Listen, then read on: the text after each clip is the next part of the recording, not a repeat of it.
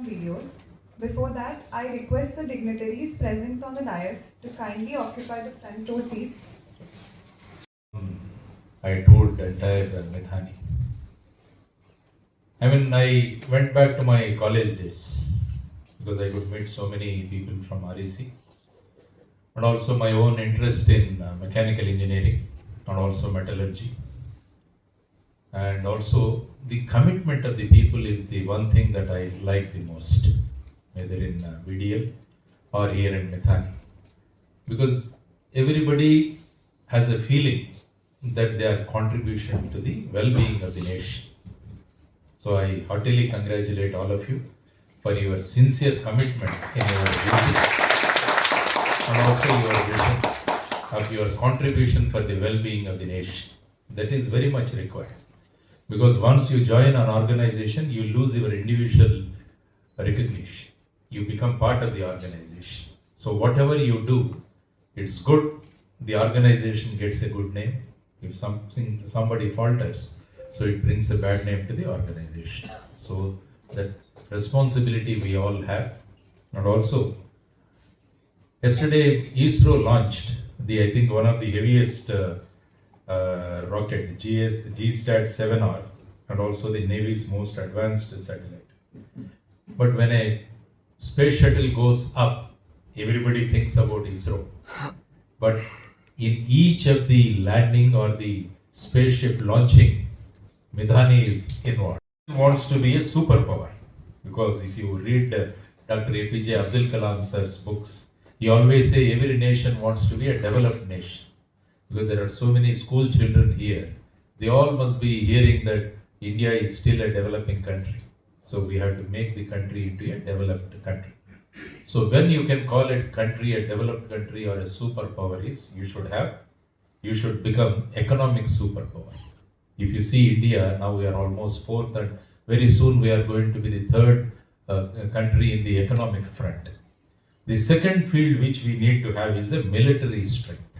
So for a country to become superpower, we need to have a military strength. What morning I have seen the Akash missiles there. There also again you have MIDHANI is also part of it.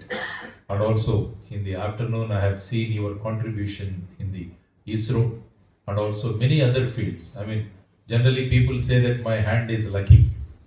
So when I came here, Spurti told me that the CMD and the other directors, they are entering into a MOU with HAL. I felt very happy that the day I came and MIDHANI is entering into a wonderful MOU with the HAL, so that your materials will be seen in the HAL, the combat aircraft which we are thinking about. So again, congrats. So military superpower is also very important. The superpower also, you have to become technologically a superpower. Wherein research becomes very, very important.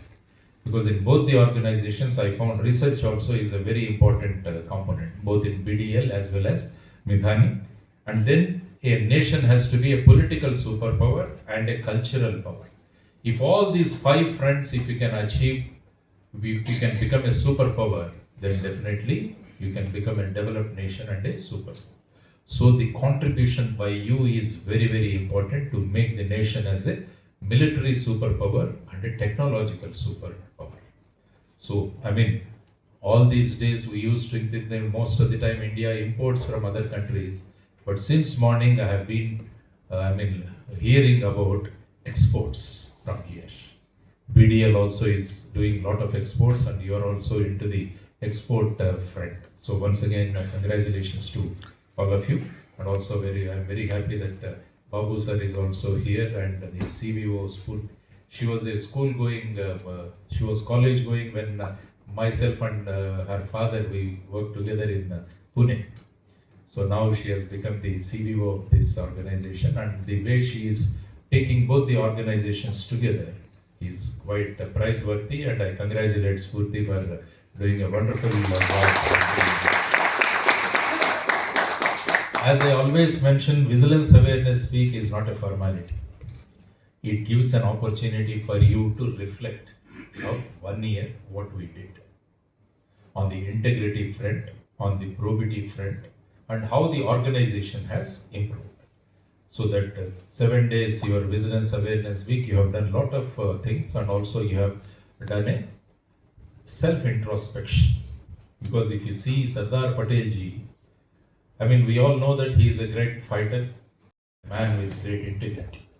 I mean, if you read Sardar Patel story, especially for the young children who are here, when he was a child in the school, he ensured that his school teacher won the municipal election. As a young boy, he campaigned for his teacher. Then as an advocate, when he was doing his practice and when he was arguing, he receives a message that his wife had passed away. But he keeps the telegram in his pocket and he argues the case. I mean, that shows his dedication to the life. And also when he became the Deputy Prime Minister and the Home Minister of the country, I mean, the way he integrated India by getting all these 563 princely states together, especially Kashmir, Junagadh, and of course Hyderabad through Operation Polo. I mean, this all worth, his courage and commitment, we all know. And when it comes to the integrity front also, there was a typical incident which was narrated by Mr. N. Vittal in his book called Ending of Corruption. He mentions about the integrity of Sardar Patel. When Sardar Patel was having a telephone call with Mr. B.G. Kher, who was the first Chief Minister of Bombay State, the conversation was for about 1 hour. And Sardar Patel's daughter Miaben was also sitting there. After the call, Sardar Patel gives 41 rupees from his pocket and gives it to his daughter and asks her to deposit for the telecom department. The daughter asked him, why for this? He said, I spoke for 1 hour to Mr. B.G. Kher, out of which 5 minutes was about the governance and 55 minutes of the call was about the politics. I was not supposed to discuss politics on the phone, but I spoke. So whatever the telephone charges, I am paying it to the telephone departments. This is the integrity level of Sardar Vallabhbhai Patel. That's why he prescribed this particular week, which Sardar Patel's birthday falls, that is on 31st October, as part of the Vigilance Awareness Week. So we need to learn a lot of things from Sardar Patel's commitment for the nation, but also for the integrity of the country. So especially, we are all public sector undertakings. There are a lot of expectations of the people from the public sector undertakings. So we all need to charge ourselves to see that we need to compete in the quality and also in the performance also. So this Vigilance Awareness Week gives an opportunity to all of you to do an introspection and also to see how best we can. Then coming to the theme of this year's Vigilance Awareness program, our shared responsibility. Generally, people think that vigilance is the job of Vigilance Department. Vigilance Department. So actually, everybody has to be vigilant. Morning I was telling BDL also. My wife is a very good bargainer. Whenever we go for shopping, I stay outside the shop. She goes inside and bargains. Because the conversation between the shopkeeper and my wife, sometimes they end in quarrel also. So that's why I stay outside. After the entire bargaining is over, she calls me and I go inside and pay. So, I keep wondering, because it is the money earned by me, she is taking so much of care. If the money belongs to you, you take so much of care in spending it. But once it comes to public money, the same precautions and the same caution and the same type of interest we need to take. So, when you are especially handling with public money, we have to use the same cautions and precautions. So that is the job of each and every individual.